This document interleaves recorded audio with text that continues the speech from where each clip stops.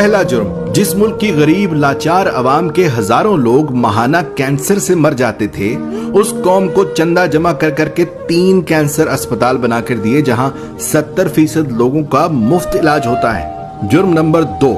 جب اس کی سابقہ اہلیہ جمائمہ نے اسے کہا کہ یا میرے ساتھ لندن میں عیش کی زندگی گزارو یا مجھے چھوڑ دو، تو اس نے پاکستان کو چن لیا، بیوی کو چھوڑ دیا، یہاں تک کہ لاکھوں پاؤنڈز جو جمائمہ کی دولت سے اسے ملنے تھے وہ یہ کہہ کے ٹھکرا دیے کہ مجھے ان پیسوں کی کوئی ضرورت نہیں۔ تیسرا جرم، 40 سالوں سے ایک دوسرے کو سیاسی اقتدار بانٹنے والے سیاستدانوں کو عوام کے سامنے اس نے ایکسپوز کر دیا۔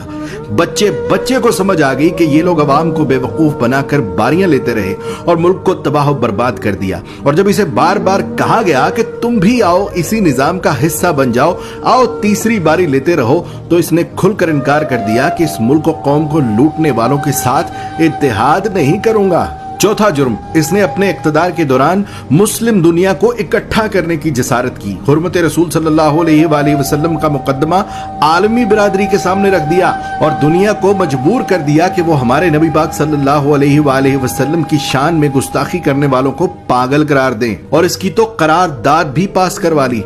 پانچواں جرم سن لو، اپنے اقتدار کے دوران مال بنانے کی بجائے غریبوں کو 12 ہزار روپے دینے شروع کر دیے، ہر خاندان کو 10 لاکھ روپے کا مفت علاج کروانے کے لیے صحت کارڈ جاری کر دیے۔ چھٹا جرم سنو اس کا، جب ہندوستان نے مقبوضہ کشمیر کا سٹیٹس زبردستی بدلا تھا تو اس کو بھی عالمی برادری کے سامنے لتاڑ دیا، اس کے ساتھ تجارت یہ کہہ کر بند کر دی کہ جب تک تم کشمیر کا سٹیٹس بحال نہیں کرتے تم سے تجارت نہیں کروں گا۔ ساتواں جرم، جب اسے پوچھا گیا کہ کیا ماضی کے سیاستدانوں کی طرح آپ بھی امریکہ کو اجازت دیں گے کہ وہ پاکستان میں بیٹھ کر افغانستان پر حملے کرے، تو اس نے کہہ دیا ایبسلیوٹلی ناٹ۔ آٹھواں جرم، اس قیدی نمبر 804 عمران احمد خان نیازی نے پاکستان کی تباہ و برباد ہو چکی کپڑے کی انڈسٹری کو دوبارہ شروع کرنے کی جرت کی، یہاں تک کہ اتنی لومیں چلا دی کہ کام کرنے والے کم پڑ گئے اور دنیا جہان سے پاکستان میں کپڑے کے آرڈر آنا شروع ہو گئے۔ جرم نمبر 9، جب اسے اقتدار سے زبردستی نکال دیا تب بھی یہ ملک چھوڑ کر بھاگ نہیں رہا تھا،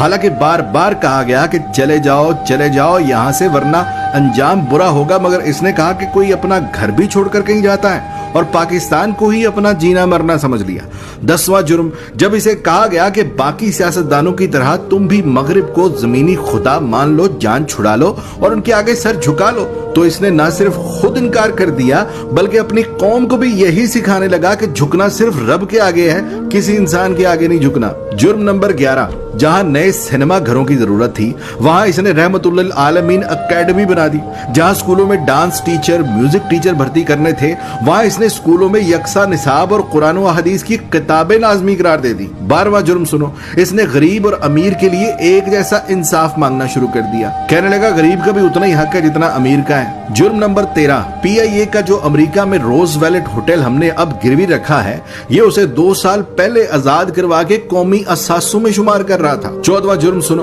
یہ اوورسیز پاکستانیوں سے لاڈ کرتا تھا، انہیں ایک باپ کی طرح سہولیات دینا شروع کر دی تھی، بیرون ملک وفات پانے والے اوورسیز پاکستانیوں کا جسد خاکی پاکستان لانے سے لے کر تدفین تک کا سارا خرچ بیت المال سے دینے لگا، بیرون ملک جیلوں میں قید پاکستانیوں کو آزاد کرا کر پاکستان لا رہا تھا، اور یہاں تک کہ اوورسیز پاکستانیوں کو ووٹ ڈالنے کا حق دینے لگا تھا۔ جرم نمبر 15، اس نے اپنے ہر اس ساتھی کو چھوڑ دیا جس نے کرپشن کی، جہانگیر ترین جیسے دوست کو بھی کرپشن کا مال بنانے پر خود سے الگ کر دیا اور تا حیات سیاست سے نااہل کروا دیا۔ قیدی نمبر 804 عمران احمد خان نیازی کے جرائم کی تفصیل بہت لمبی ہے، لہذا بقیہ جرائم سننے کے لیے